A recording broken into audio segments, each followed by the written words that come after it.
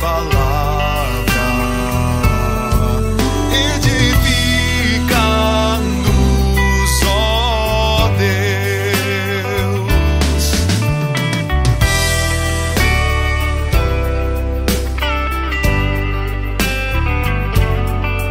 Nossa comunhão é contigo, ó Deus. Coloque os olhos na sua Bíblia, irmão, novamente, Romanos capítulo 16, versículo 25. Ora, aquele que é poderoso para vos confirmar. E diz Paulo, segundo o meu evangelho e a pregação de Jesus Cristo, conforme a revelação do mistério. Que mistério é esse? Que esteve guardado em silêncio nos tempos eternos e que agora se tornou manifesto e foi dado a conhecer, ou seja, já foi dado testemunho sobre esse mistério por meio das escrituras proféticas, segundo o mandamento do Deus eterno, para obediência por fé entre todas as nações. E nós estamos nesse agora, irmãos. É sobre isso que eu gostaria de compartilhar com os irmãos essa noite. Nós estamos num tempo maravilhoso que Deus nos proporcionou, cada um de nós aqui. Esse agora, irmãos, para nós é a oportunidade que Deus nos deu de revelação. Agora nos foi revelado um mistério que desde os séculos estava oculto em Deus, que criou todas as coisas, como diz Paulo. E quando você abre em Efésios capítulo 3, ele diz que por essa causa, ele, Paulo, era prisioneiro de Cristo Jesus, por amor dos gentios. E diz Paulo que esse mistério esteve oculto dos séculos das gerações, foi revelado aos seus santos apóstolos e profetas no Espírito.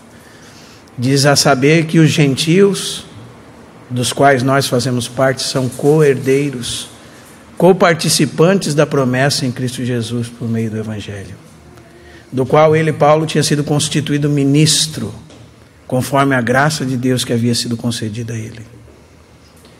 E ele diz, a mim, o menor de todos os santos, me foi dada esta graça, de pregar aos gentios o que você e eu agora conhecemos e nos salvou, irmãos. O Evangelho das insondáveis riquezas de Cristo. E quando você abre em Romanos capítulo 1, verso 3, você descobre que esse Evangelho de Deus diz respeito ao Filho de Deus, o Filho eterno de Deus, que estava oculto no coração de Deus dos séculos e das gerações. Já havia sido profetizado sobre ele. As escrituras proféticas davam testemunho deste Filho, o Filho eterno. E se você está aqui para partir o pão, é porque esse Filho eterno foi revelado a você. Como foi revelado a Paulo, ele diz que aprove a Deus que me escolheu ainda no ventre da minha mãe, revelar Cristo em mim. E todos nós que vamos participar da mesa do Senhor temos esta revelação. Nós aqui confessamos que Jesus Cristo é o Filho de Deus, o mistério de Deus, oculto de todos os séculos e gerações, e que agora nos foi manifesto. Então esse agora para nós é muito importante, irmãos. Esse agora é que nós agora estamos em Cristo. Outrora nós estávamos perdidos. Outrora nós éramos inimigos de Deus. Outrora nós estávamos mortos em delitos e pecados. A Bíblia fala em Efésios 3,17, isto, portanto, digo no Senhor, testifico que não mais andeis, como também andam os gentios. E ele diz como nós andávamos, na vaidade dos seus próprios pensamentos, obscurecidos de entendimento, a Bíblia diz, alheios à vida de Deus, por causa da ignorância em que vivem, pela dureza do seu coração. Tendo se tornado insensíveis, se entregaram à dissolução para com avidez cometerem toda sorte de impureza. Este éramos nós, outrora. Mas para nós, irmãos, brilhou a luz de Deus. A luz de Deus que resplandece nas trevas, a qual as trevas não podem prevalecer contra ela. E todos nós fomos impactados e atingidos por essa luz. Deus desvendou o mistério da sua vontade. Deus desvendou para cada um de nós aqui, agora, em Cristo Jesus. Então esse é um agora que eu gostaria que os irmãos acompanhassem comigo no Evangelho segundo Paulo, que é o livro de Romanos. O Evangelho de Deus com respeito ao seu Filho Jesus Cristo. E bem rapidamente nós vamos passar por essas expressões do que agora, na revelação de Deus, nós temos. E Paulo começa esse livro, irmãos, depois de sua ação de graças, a partir do verso 18, ele começa a mostrar o que é o homem sem Deus e o que o homem pode se tornar sem Deus. E a primeira categoria que ele mostra está do capítulo 1, verso 18 até o capítulo 1, verso 32. São aqueles que se entregaram ao mundo e são rebeldes abertamente contra Deus e cometem toda sorte de impureza, homossexualismo, idolatria, são cheios de toda injustiça, malícia, avareza, maldade, são possuídos de inveja, homicídio, contendas, dolo, malignidade, são difamadores, caluniadores, aborrecidos de Deus, insolentes, soberbos, presunçosos, inventores de males, desobedientes aos pais, são insensatos, pérfidos, sem afeição natural e sem misericórdia. E quando ele entra no capítulo 2, então ele mostra os moralistas. É outra cara da moeda dos pecadores sem Deus. O que é religioso, aquele que pensa que é uma vara de medir os outros, que possui uma falsa espiritualidade. Que miséria é ser assim, irmão. Isso nas Escrituras nós sabemos que é representado pelos fariseus, não é verdade? Pelos saduceus. Homens que por fora pareciam ser muito bonitos, mas por dentro eram como sepulcros caiados. E o Senhor não se agrada de ninguém que se debande para esse lado também.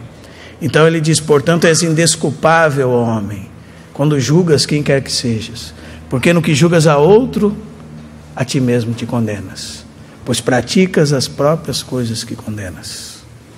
Esse homem despreza, irmãos, o juízo de Deus. Ele ignora que o Senhor é o que sonda mentes e corações e vai dar a cada um segundo as suas obras. A uns a vida eterna, a outros a condenação e o juízo. E quando ele chega no capítulo 3, verso 9, ele conclui então dizendo que todos os homens são pecadores. Não é? Ele diz: que se conclui? Temos nós qualquer vantagem? Não, de forma nenhuma. Pois já temos demonstrado nesses 3 primeiros capítulos que todos estão debaixo do pecado. Tanto judeus como gregos. E ele faz uma descrição terrível do homem sem Deus, irmãos. Mas, irmãos, o primeiro agora que eu gostaria de ver com os irmãos está no capítulo 3, verso 21. É o agora da justificação. Embutido nesse agora da justificação está o sacrifício de Cristo. Porque é com base no que Jesus fez, na justiça de Jesus Cristo, que nós estamos aqui nesta noite, como homens e mulheres justificados. Então você está dentro deste agora, mas agora sem lei. E isso aqui, irmão, não é anárquico, não é que você pode fazer o que você quiser. Significa, a parte da lei se manifestou a justiça de Deus. E essa justiça de Deus, segue o verso 21, foi testemunhada pela lei e pelos profetas. Justiça de Deus mediante a fé em Jesus Cristo, para todos e sobre todos os que creem. Ele volta a repetir, porque não há distinção. Todos pecaram e carecem da glória de Deus, sendo justificados gratuitamente por sua graça, verso 24, mediante a redenção que é em Cristo Jesus. E agora você começa uma base sobre a outra, a quem Deus propôs. Essa foi a proposta de Deus, como propiciação, um sacrifício de substituição. A palavra no grego é propiciação, no hebraico expiação, que é a base para o que está no verso 24, redenção. E a redenção sendo a base para a justificação. E a justificação sendo a base da reconciliação. Então, porque Jesus morreu por você, irmão, e Deus tratou na carne de Cristo o seu e o meu pecado, agora Cristo pôde nos resgatar das trevas e nos levar para o seu reino eterno. Esse é o resgate, com base na expiação, na obra substitutiva de Cristo. E agora que Ele nos resgatou, Deus olha para você e para mim, não por causa das obras de justiça praticadas por nós, mas por causa da obra de Cristo. E nos declara, com base na justiça de Jesus, justos. Alguém pagou por nossos pecados. Nós fomos resgatados. E diante de Deus, declarados justos. E isso é muito importante que você entenda. Nesse agora de Deus, suas obras não valem nada. Suas obras, no que dizem respeito à sua salvação, não tem propósito algum. Você pode passar a vida inteira, desde o seu nascimento até a sua morte, tentando buscar se justificar diante de Deus, e você vai ter que lembrar aquele salmo que diz que a redenção do homem é caríssima, porque não haveria preço que poderia ser pago por ela, a não ser o preço do sangue de Jesus Cristo, nosso Senhor. E é nesse agora que nós estamos, irmãos. O nosso Senhor Jesus já morreu pelos nossos pecados. O nosso Senhor Jesus ressuscitou para que nós fôssemos justificados.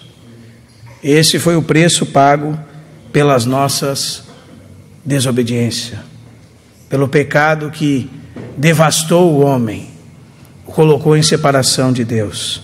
Quando você lê em Tito, capítulo 3, verso 5, aliás, verso 4, a partir do verso 4, quando, porém, se manifestou a benignidade de nosso Deus e o seu amor para com todos, e diz o texto, para ficar claro para nós, eu espero sinceramente, irmãos, que não haja alguém aqui entre nós que ainda pense que pode ser justificado diante de Deus pelas coisas que faz. Porque verdadeiramente nós vamos participar da mesa do Senhor, entendendo o verso 5, que não é por causa de obras de justiça praticadas por nós, porque não há nada que nós podemos fazer para ser salvos, mas segundo a sua misericórdia, diz o texto, Ele nos salvou, mediante ao lavar regenerador e renovador do Espírito Santo. Então, Tito 3,5 diz que não é por causa daquilo que você faz, não é por justiça própria, é uma justiça que se manifestou quando o Filho de Deus, que é Deus com Deus, o Verbo se fez carne, tomou sobre si a natureza humana, e a justiça de Deus caminhou por essa terra. E nós nos encontramos com essa justiça, irmãos.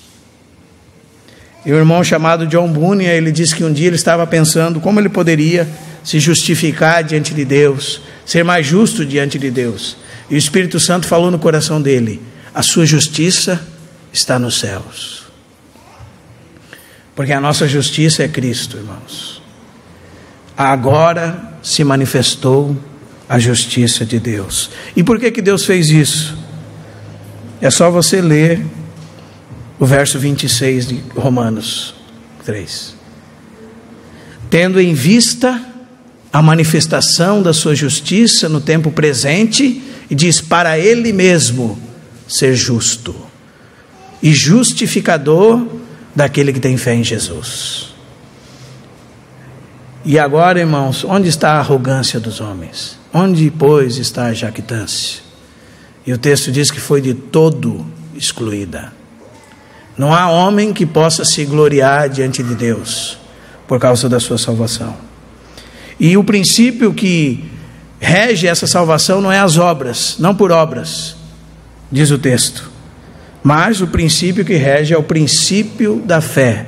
E nós precisamos concluir que nesse agora, nós somos justificados pela fé, independente das obras da lei. E é isso que nós estamos relembrando aqui essa noite, irmãos. Nós nos reunimos para partir o pão, para lembrar que o Filho de Deus veio ao mundo para nos resgatar. Ele não veio para os sãos, ele veio para os enfermos. Ele não veio para os justos, mas veio levar pecadores ao arrependimento. Homens que batem no peito e dizem: nós nada podemos sem ti, ó Deus. Graças te damos pelo teu Filho Jesus Cristo, que morreu por causa dos nossos pecados, que foi crucificado e pagou a nossa conta, onde a tua ira caiu sobre ele. E a cruz de Cristo engoliu toda a ira de Deus, irmãos, que era contra nós. O cálice da ira de Deus. Então agora, a parte da lei se manifestou a justiça de Deus. E nós estamos nesse agora, na justificação pela fé em Cristo. E seguindo Romanos, você vai ver o exemplo de Abraão no capítulo 4, o exemplo de Davi, o exemplo de que a fé vai levando nós a viver uma vida em Cristo. E entrando no capítulo 5, você vai ver os resultados da nossa justificação. Justificados, pois, pela fé, temos paz com Deus, por meio de nosso Senhor Jesus Cristo. Eu gostaria de chamar a atenção para os irmãos que esta obra de Cristo, no verso 9, nos é dito assim: logo, muito mais agora, sendo justificados pelo seu sangue, seremos por ele salvos da ira. Dá um glória a Deus, irmão. Você foi livre da ira de Deus. Você entende isso? Talvez você foi criado num tipo de denominação ou instituição religiosa que de manhã você acordava em paz, mas quando você praticava alguma coisa errada, você já se sente no inferno. Então, se Deus voltar agora, eu estou perdido. Não é assim? E você nem se apercebe que você pensa isso, porque você não entende o sacrifício de Jesus na cruz, que não tem a ver com o que você faz, tem a ver com o que Cristo fez. E isso que Cristo fez, porque Ele nos justificou pelo seu sangue, nós seremos por Ele salvos da ira. E quando você lê em 1 Tessalonicenses 1,10, lá está escrito assim: dos céus, de onde aguardamos o seu Filho.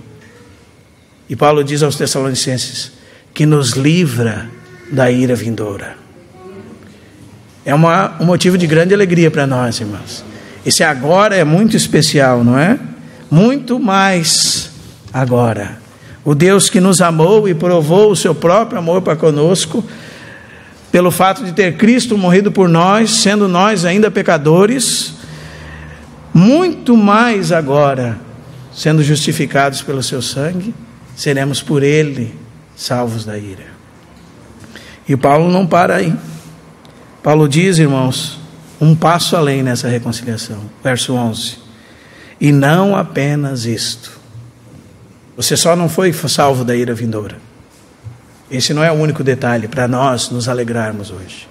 Diz assim: mas também nos gloriamos em Deus por nosso Senhor Jesus Cristo. Sabe por quê, irmãos? Por intermédio de quem recebemos agora a reconciliação. Reconciliar é trazer de volta a amizade perdida entre duas partes. E com base naquilo que Cristo fez, porque Ele morreu por causa dos nossos pecados, porque Ele nos resgatou, porque Ele nos declarou justos, agora nós somos reconciliados com Deus. Agora, em Cristo Jesus. Isso é um motivo de grande alegria para nós. Mas não somente isso, irmãos. Não somente isso. Quando você abre em Romanos capítulo 6, depois de Paulo fazer aquela comparação entre Cristo e Adão, e o que éramos em Cristo, e o que agora nós somos, o que éramos em Adão, e agora o que nós somos em Cristo, poderia se levantar a questão, então, já que é tudo pela graça de Deus, então que eu vivo uma vida dissoluta, e quando Cristo voltar Ele me salva, não há nada além disso para mim, estou livre, não é? E Paulo diz, que diremos pois, permaneceremos no pecado? 6:1, para que seja a graça mais abundante? E Paulo responde, irmãos, de modo nenhum. Nós não fomos salvos da ira para vivermos em libertinagem. Nós fomos salvos da ira para agora nos tornarmos servos da justiça, servirmos o Deus que nos salvou. Amém? Verso 19. Antes, os irmãos podem ler o verso 12, né? Não reine, portanto, o pecado em vosso corpo mortal, de maneira que obedeçais às suas paixões. E o 3 diz, nem ofereçais cada um os membros do seu corpo ao pecado como instrumentos de iniquidade, mas oferecei-vos a Deus, como? Ressurretos dentre os mortos, e os vossos membros a Deus, como instrumentos de justiça.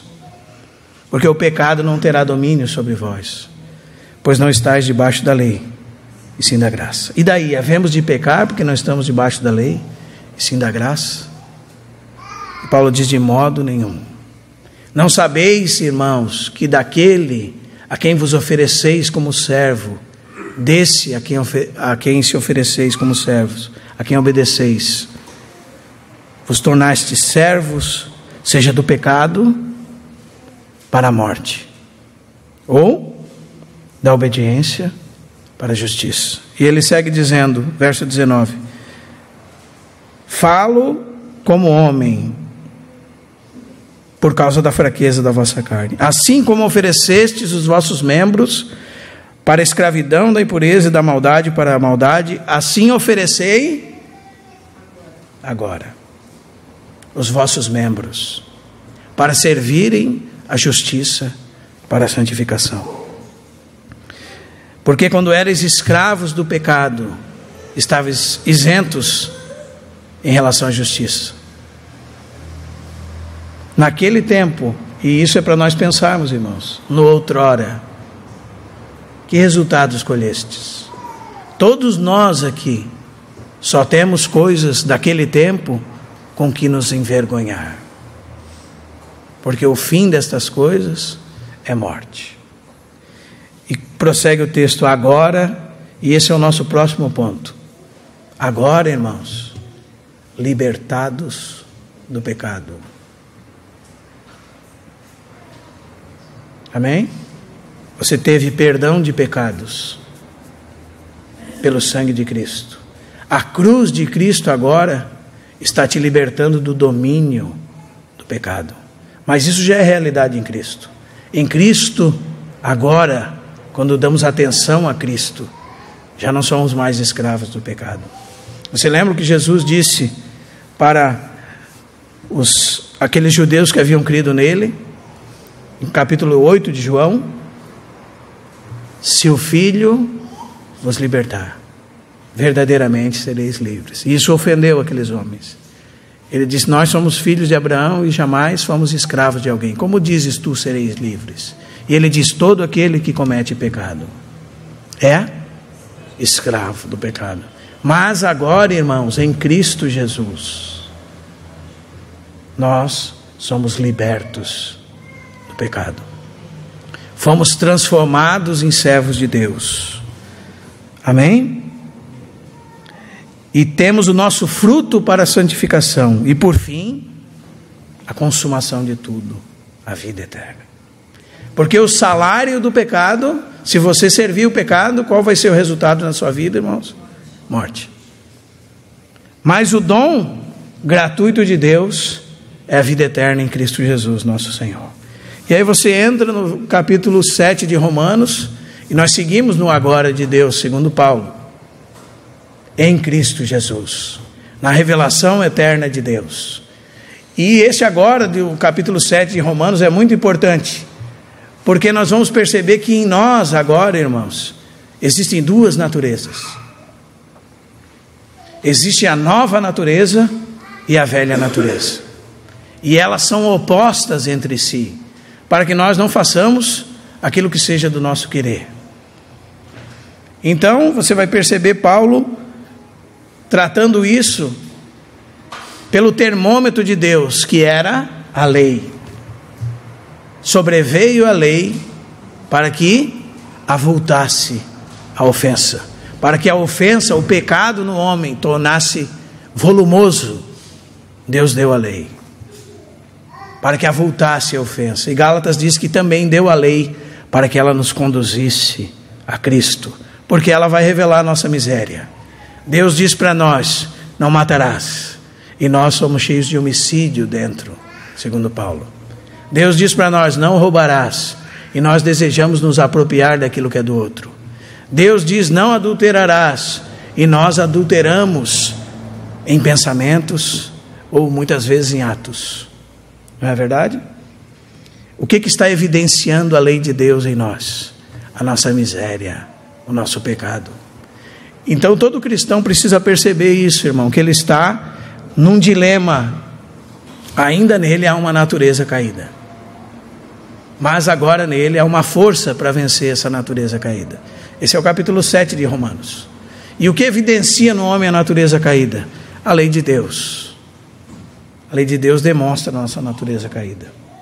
Como diz o verso 10: e o mandamento que me fora para a vida, verifiquei que este mesmo se me tornou para a morte. Não por causa do mandamento, diz Paulo, mas porque o pecado, prevalecendo-se do mandamento, despertou em mim toda sorte de concupiscência. Porque sem lei está morto o pecado. Ou seja, irmãos, quando alguém pecador ouve esta frase: não faça isso, este não faça isso instiga ele a fazer isso. Não por causa que não fazer o mandamento em si seja mau, mas porque nele habita o pecado. Então, nesse sentido, para o homem pecador, a lei se tornou contraproducente. Você diz para um adolescente: não veja esse filme, e algum tempo depois você descobre que ele já viu. E o que instigou a ele a ver foi você dizer para ele não ver. Porque é isso que a norma produz no homem pecador. Mas agora nós não estamos debaixo disso, segundo Paulo. Fala que nós não estamos debaixo da lei. Nós estávamos até conhecer Cristo. E ela era como um marido para nós. Mas agora em Cristo, nós estamos livres da lei. Não para que nós governemos a nós mesmos, irmãos, mas para vivermos pela lei da liberdade, pela lei do Espírito da vida em Cristo Jesus. Esse é o agora. Mas se você não entender isso, todas as vezes que você pecar, você vai pensar que você não tem a Deus, não é? E é muito bom que você se sinta sujo diante de Deus, separado de Deus, mas também é importante e essencial que você saiba que agora em Cristo Jesus, pelo sangue de Jesus, nós temos perdão de pecados. E o sangue é para nós usarmos todos os dias, está disponível para nós, para que nós nos tornemos de novo essa relação com Deus própria, nos sintamos próximos de Deus, aproximados dele, em paz com ele, ainda que nós somos pecadores. Por isso que Paulo diz que nós sabemos que a lei é espiritual, mas nós, irmãos, você pode se incluir aqui, todavia somos carnais, vendidos à escravidão do pecado, porque nem mesmo compreendemos, verso 15, o nosso próprio modo de agir, pois não fazemos o que queremos, e sim o que detestamos. Ora, se fazemos o que não queremos, consentimos com a lei que é boa. Não tem nada a ver com a lei, tem a ver conosco. tem a ver com a lei que está dentro de nós, a lei do pecado e da morte. E se você não entender isso, você vai ter muito problema com a vida cristã, principalmente para levantar e prosseguir quando você tropeça. Amém? Principalmente para você lidar com a condenação que o diabo coloca no seu coração. Por exemplo, nessa noite que você está olhando para os elementos, lembrando do sacrifício de Jesus e como você e eu temos sido negligentes com a vida que Deus nos deu. Mas hoje, irmãos, nós podemos nos levantar e prosseguir em frente. Amém? Em Cristo Jesus. Pedir perdão dos nossos pecados e entender que em Cristo nós temos nova vida, uma capacidade de vencermos o mal. E o mal está sempre à porta do nosso coração. Como Deus disse para Caim, o pecado está à porta. Cabe a ti dominá-lo. Não ser senhor dele. Colocar ele sob o domínio pelo poder do Espírito Santo. Por isso que Paulo diz assim no verso 24, nele mesmo ele é desventurado. Ninguém pode livrar ele do corpo dessa morte. Mas aí ele dá glória a Deus, né? Mas graças a Deus por nosso Senhor Jesus Cristo. De maneira que eu em mim mesmo reconheço que com a minha mente sou escravo da lei de Deus, mas segundo a carne, da lei do pecado. Então você precisa entender, eu preciso entender que momento nós estamos agora, irmãos. Amém? Então você entra no capítulo 8. Mas agora, pois, já nenhuma condenação há para os que estão em Cristo Jesus. Não é? Nada pode nos separar do amor de Deus que está em Cristo Jesus. Nem mesmo os nossos pecados. Porque o Senhor sempre vai nos levar a pedir perdão dos nossos pecados e a prosseguir com Ele. Porque Ele não desiste de nós. Os irmãos entendem, irmãos? Então agora nós podemos dar atenção à lei do Espírito da vida em Cristo Jesus. E essa lei do Espírito da vida em Cristo Jesus nos livrou da lei do pecado e da morte. Isso era impossível à antiga dispensação, à lei, porque ela estava enferma pelo pecado que está no homem. Mas essa libertação Deus fez enviando o seu próprio Filho. E esse Filho veio em semelhança de carne pecaminosa, mas ele não tinha pecado. É só você ler João capítulo 3, Hebreus capítulo 4, versículo 14 e 15. Ele era o homem sem pecado, mas na carne dele foi julgado o nosso pecado, condenado por Deus, como diz o verso 3. E agora aquela lei que era impossível a nós se cumpre em nós em Cristo Jesus, porque Ele deixou essa justiça para nós, para ser imputada sobre nós. Ele viveu uma vida reta e santa, Ele cumpriu toda a lei, para que agora foi Ele dado a você, o preceito da lei se cumpre em você por causa dele. Os irmãos entendem, irmão? Isso é um agora de Deus. Para nós já nenhuma condenação há. Nós estamos em Cristo Jesus. Nesse tempo, agora. Nós somos bem-aventurados, irmãos. Mas nós precisamos estar cientes que esse tempo em que nós vivemos nesse mundo é um tempo entre o já e o ainda não. Você já tem a Cristo? Tem. Mas você ainda tem muito problema com o pecado. Você já tem garantia de glorificação em Cristo? Já. Mas ainda seu corpo é um corpo de pecado. Os irmãos estão entendendo, irmãos? E agora, irmãos, toda natureza, primeiro, geme, aguardando a manifestação dos filhos de Deus. A natureza tem dores de parto por aquele dia. Ela está incubando nela estes filhos que serão revelados naquele dia. E quando Deus amaldiçoou a terra por causa de Adão, Ele o fez na esperança de que a própria criação será redimida do cativeiro da corrupção, pela liberdade da glória dos filhos de Deus. Como diz a partir do verso 19.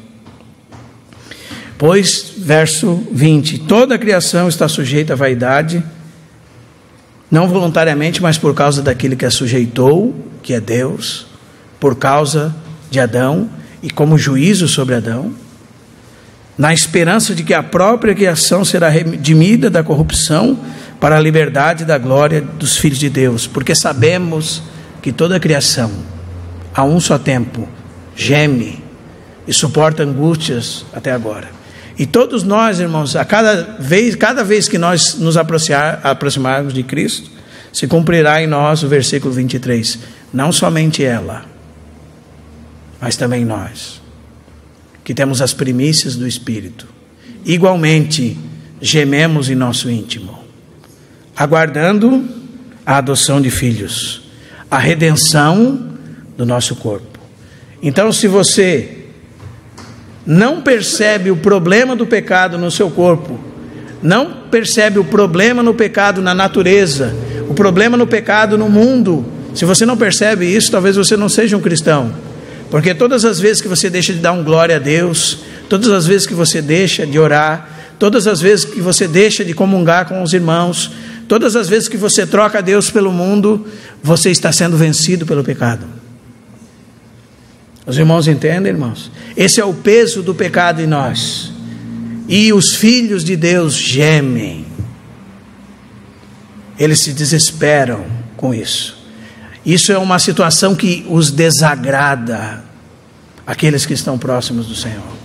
Aqueles que estão crescendo do Senhor. Que têm as primícias do Espírito.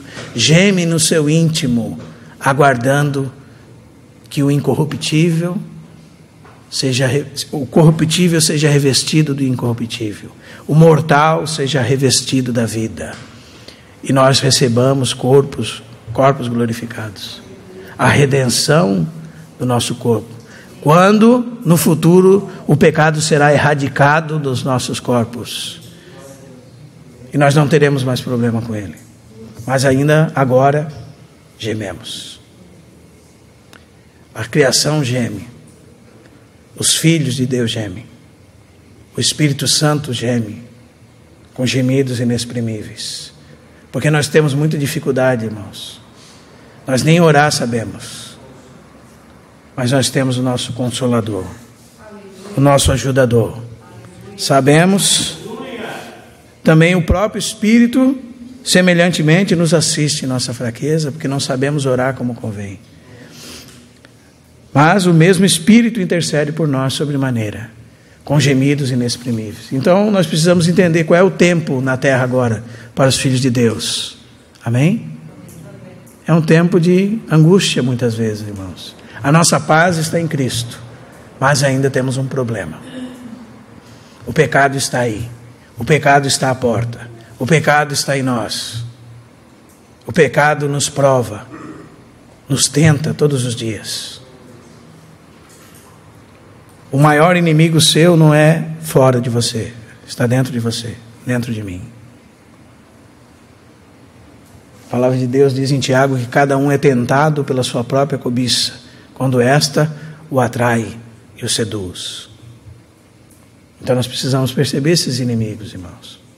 Nós estamos num problema. Você está angustiado com isso? Ou você está vivendo como se nada disso fosse verdade? Mas, de verdade, todos nós provamos isso semanalmente, sendo atacados e sofrendo investidas do diabo, investidas do pecado que habita em nós, para nos afastar de Deus. Será que nós gememos por isso? Essa é a nossa situação atual, irmãos. Nós não podemos ignorá-la. Então, quando você entra no capítulo 9, 10 e 11...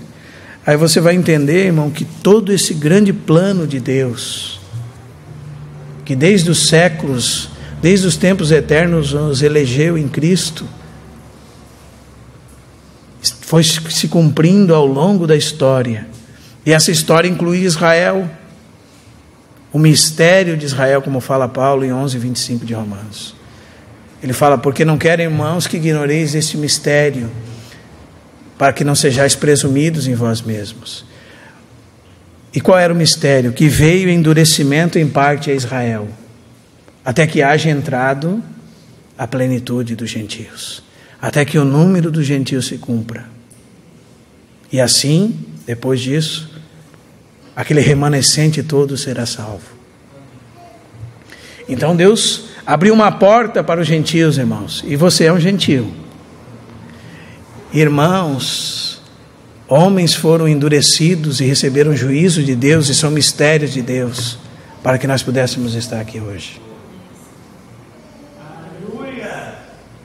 Isso é muito sério, irmãos, porque agora nós somos participantes da misericórdia de Deus. E é só você ler o capítulo 11, verso 30, 31 e 32. Porque assim como vós, os gentios, outrora fostes desobedientes a Deus, mas agora, o que aconteceu, irmãos? Alcançastes misericórdia. À vista da desobediência dos israelitas. Assim também estes agora foram desobedientes, para que igualmente eles alcancem misericórdia, à vista da que vos foi concedida.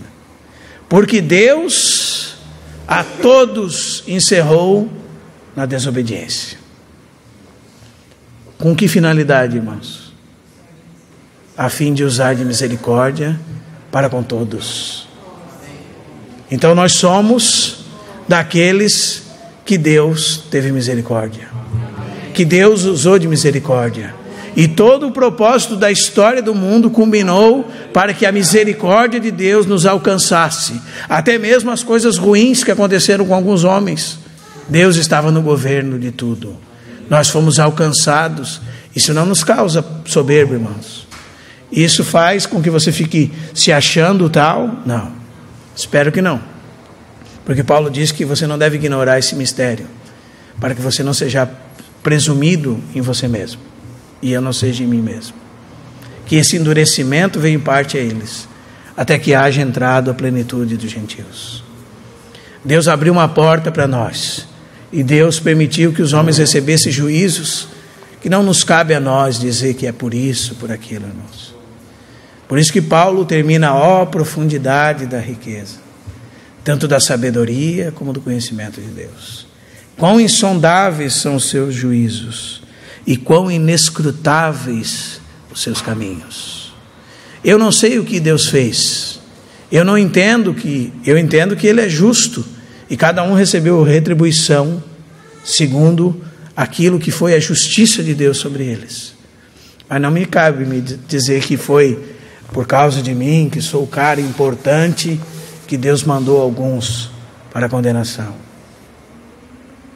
Nós não podemos entender que amor é esse, irmãos.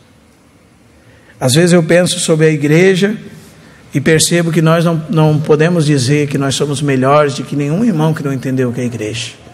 Você só pode dizer assim: o Senhor me ama muito, porque Ele me mostrou algo que muitos dos meus amados irmãos não conseguem enxergar. Isso só demonstra o seu amor, a sua misericórdia. Os irmãos estão entendendo, irmãos? Agora nós estamos debaixo da misericórdia de Deus, e nós devemos considerar. Paulo fala isso: considerai, pois, a bondade e a severidade de Deus. Para com os que caíram, severidade, mas para contigo, a bondade de Deus. Se nela permaneceres, Paulo diz, e é uma advertência severa: de outra sorte também tu serás cortado. Os irmãos entendem, irmãos? Nós agora estamos debaixo dessa grande e maravilhosa misericórdia. E depois entra o capítulo 12 até o capítulo 16, falando de questões práticas. Mas eu concluo então dizendo para os irmãos, no capítulo 13 de Romanos,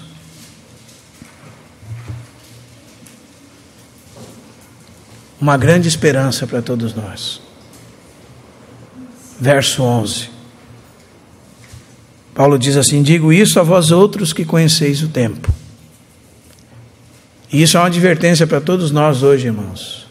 Já é hora de vos despertardes do sono. Porque a vossa salvação está agora. Está quando, irmãos? Hoje.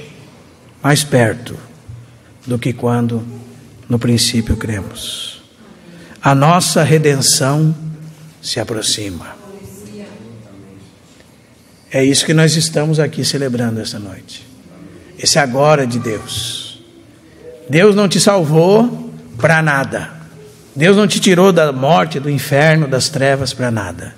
Ele te salvou com um propósito. Ele vai finalizar isso tudo em você, irmão. Vai alta a noite e vem chegando o dia. Deixemos, pois, as obras das trevas e revistamo-nos das armas da luz. Andemos dignamente, como em pleno dia. Sabe o que significa isso? Viva a sua vida hoje, agora, como se o Senhor fosse voltar hoje, antes de você adormecer. Andemos dignamente à luz desse grande dia, da nossa redenção que se aproxima. Não em impudicícias, aliás, andemos dignamente como em pleno dia, não em orgias e bebedices, não em impudicícias e dissoluções, não em contendas e ciúmes, mas revesti-vos do Senhor Jesus Cristo, agora, hoje. E nada disponhais para a carne, no tocante às suas concupiscências. Não faça provisão para a carne, irmão. Não tenha a carne como um filho seu pequeno, que você enche o armário para ela comer. Não deixe nada disponível para ela. Vamos andar à luz desse dia que se aproxima. E tudo isso que nós estamos falando essa noite está incluído neste agora de Deus, em Cristo Jesus. E hoje nós estamos celebrando isso, irmãos, porque tudo isso foi conquistado pelo nosso Cristo na cruz do Calvário. Amém? Que todos nós possamos andar à luz desse maravilhoso dia, percebendo que Deus se revelou a nós, na pessoa de Jesus, que Deus nos justificou, que Deus já nos livrou da ira vindoura, que Deus nos reconciliou consigo mesmo. Nós fomos transformados em servos. Nós fomos libertados do pecado, libertados da lei, para viver uma vida no Espírito. Como diz Gálatas 5:13, 5:25. Se vivemos no Espírito, andemos também no Espírito. Nós andamos agora entre esse momento, entre o já e o ainda não. E nós temos algumas dificuldades agora ainda. Amém, irmãos? Mas nós temos garantia da vitória, irmãos. Isso é o que nos deixa extasiados diante de Deus. Nós alcançamos misericórdia. Nós precisamos andar à luz do grande dia do Deus Todo-Poderoso, que vai se manifestar o nosso grande Deus e Salvador Jesus Cristo. E é dele, e é Ele que nós aguardamos dos céus, Jesus Cristo. E é isso que nós proclamamos essa noite. Nós anunciamos a morte do Senhor, até que Ele venha. E é isso que nós celebramos. Então você foi chamado para esse agora de Deus. Não viva mais em trevas. Vamos viver diante de Deus na sua luz. Amém? Vamos orar, irmãos?